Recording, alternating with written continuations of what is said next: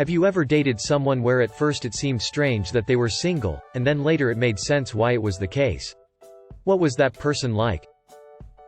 I met this girl on Tinder who was absolutely amazing. Our music taste was the same. She had a great job and was financially secure, and we clicked in so many ways. She was cute as a button, and had a wonderful sense of humor. Old me thought, wow, I can't believe I found someone like this. I could really see a future with her. Turns out, she already had a boyfriend, and I was her side piece. She didn't think what she was doing was wrong. It was rough. Oh, wait, I got another one. She was extremely hot, kinky, and rich. Now I did wonder, what does she want with me? She was in banking, always looking the job, and I was basically a teen with a band shirt and boots. Didn't take me long to find out. One day, I left my mobile phone for half an hour in my room while I was in the kitchen, eating dinner. When I came back, I had 29 missed calls and several SMS. Often, I'd find myself in this situation, and then pick up the phone. She'd be crying and screaming. I was a teen and had no idea how to handle this situation. She wrote me tons of messages. Finally going on a call binge again. And when I said I couldn't answer because my prepaid was empty, that was true. She showed up in the middle of the night, with prepaid cards for €200, and said or threatened, "From now on, you'll answer me." I realized I had to break up with her, something I hadn't really done yet. So I did. It was a huge scene. She threatened suicide all night long. Then I finally blocked her. She became my stalker. In the middle of the night, she would call the landline and tell me to look out of the window, where she had parked her car across the street. Hundreds of emails. She'd show up at school. I wanted to go to the police, but it was only later that we had legislation for stalking. I actually feared for my life at some point, because she was goddamn nuts. It only stopped when I moved about 800 miles. Got a secret phone number and deleted all my old email accounts. Even 10 years later, when I went into politics, she began commenting on everything that could be found about me on the web. Oh, well, I hope she never finds out where I live again, because I'm back in the area. Usually I connect really well with that kind of person until the first conflict, and it turns out that they have no idea how to compromise or agree to disagree on topics. Not someone I dated but a friend of mine. She lets herself be too controlled by her mother, and her family is kind of crazy. So she gets in these decent relationships every year or so. They get serious but they all eventually nope the F out because of it. I'm talking to her right now. Super attractive and seemed highly intelligent. Can't manage money. Is always in some drama with her shitty friends. Every day is a new ailment and is a WebMD doctor. I think I am that person. At first I seem super lovely and caring and interesting. Okay looking. Genuine. Fit. But I am jealous as ever since I got cheated on. I'm actually toxic to be with, and even though I'm honest about my jealousy, women still date me. I don't want to be with anyone until I fix this, but it will take forever, and I somehow always end up dating and then hurting someone. I'll end up dying alone. If you are this self-aware about it, you are already 80% of the way there. Just requires a little consistency to make it a habit, and perhaps a therapy session or two. Never feel afraid to ask for help.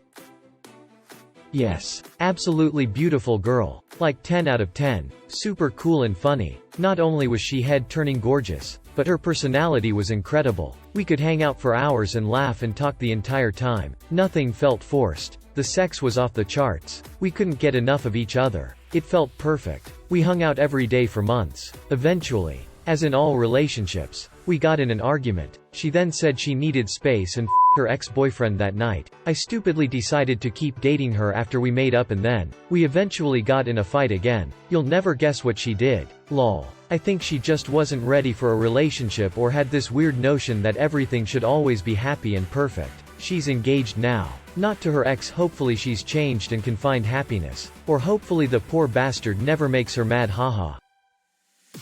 Yes. She was hella cute but like insanely religious. I'm talking everything was Jesus. You stubbed your toe. That's part of God's plan. Not for me. Still friends.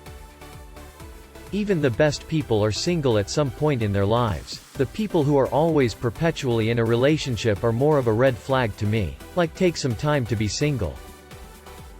Yep. I met this guy who went to high school with my sister, so because my sister knew him, I felt okay with going out with him. We texted all day every day and I thought he was the real deal. I couldn't understand why he was single. He was so nice and funny and we had so much in common. Until I found out he's an adult baby. Like, literally loved wearing diapers and adult baby clothes and eat baby food and such. It was too weird for me, so I noped right away. Lol.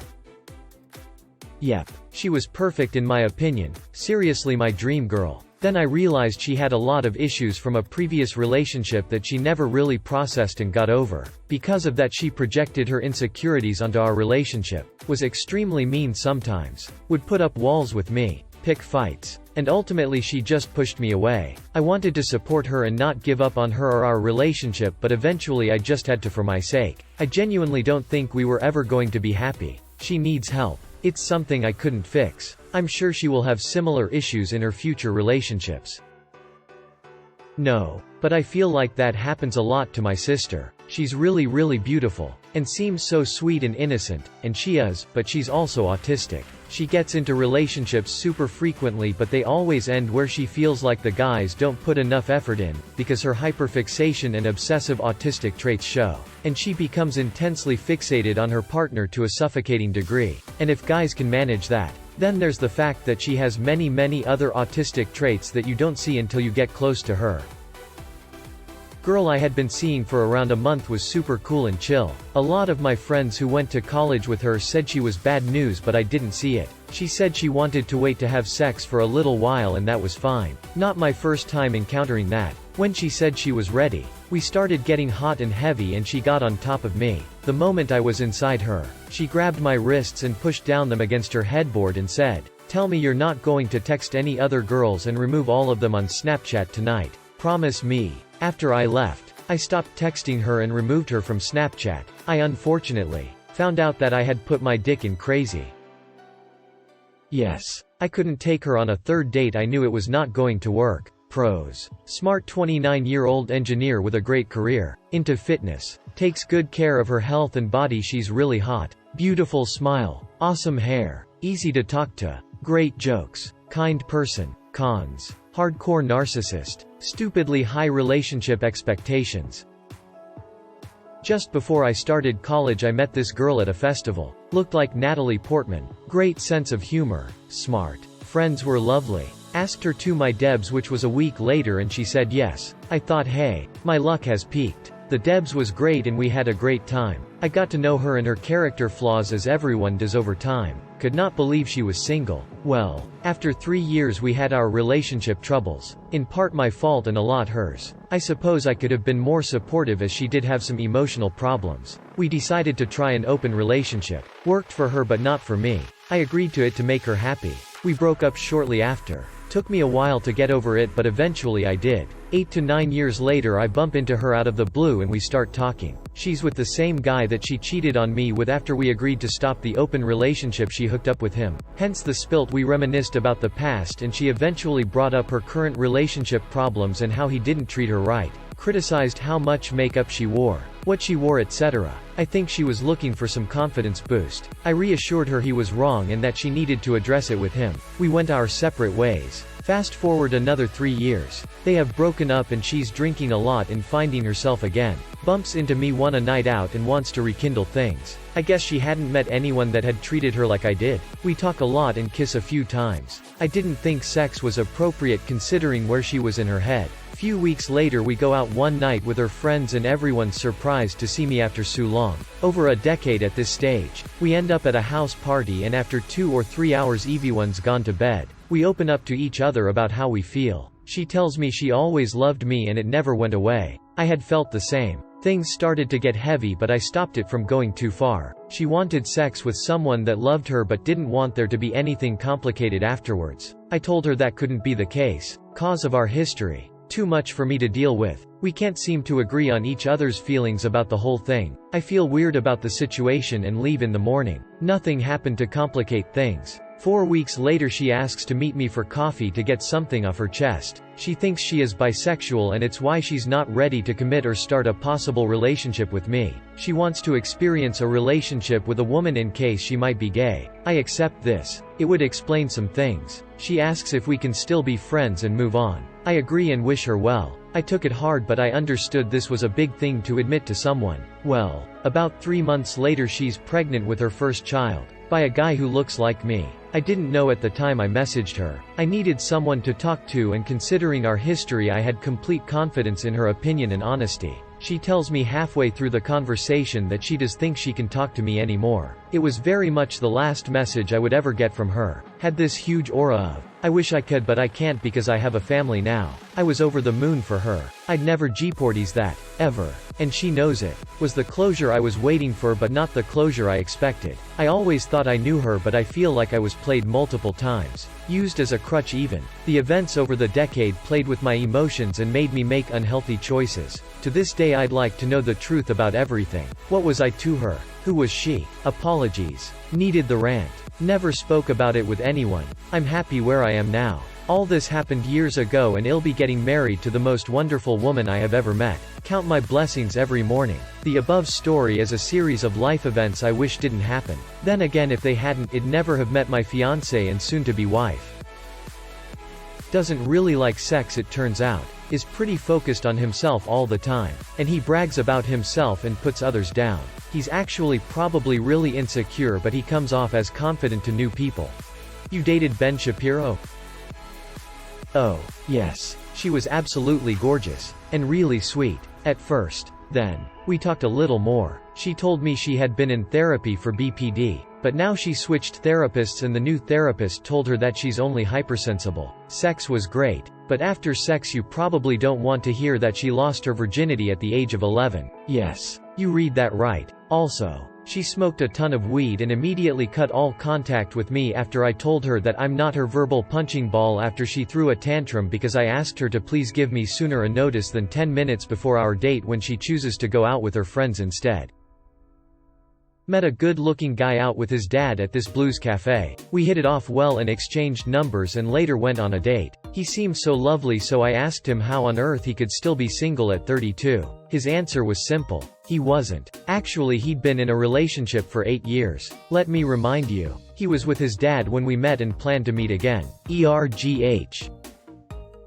Yes. When I first started dating my ex. He was really fun to be around. Always a great time. And so full of life. In the beginning, I had so much fun. We went to awesome events and there was always something fun to do with him. Then about a month in, I started realizing how dependent he was on social media, especially Twitter. He constantly was scrolling, commenting, posting things. I eventually noticed this full of life personality was an act to maintain a huge online persona he created for himself. He wouldn't talk about anything deeper than surface level and was hyper-focused on maintaining his image even behind closed doors. I remember hanging out with him but would feel so alone because he was so obsessed with staying up to date on Twitter. He was constantly seeking validation and praise from people online. It ended up being too much. Especially since I don't have a Twitter, so I couldn't understand the hype. His best friend told me that social media was a reoccurring issue in all his relationships. It made sense why he couldn't maintain a relationship for longer than a few months and always ended up being single. Truly sad.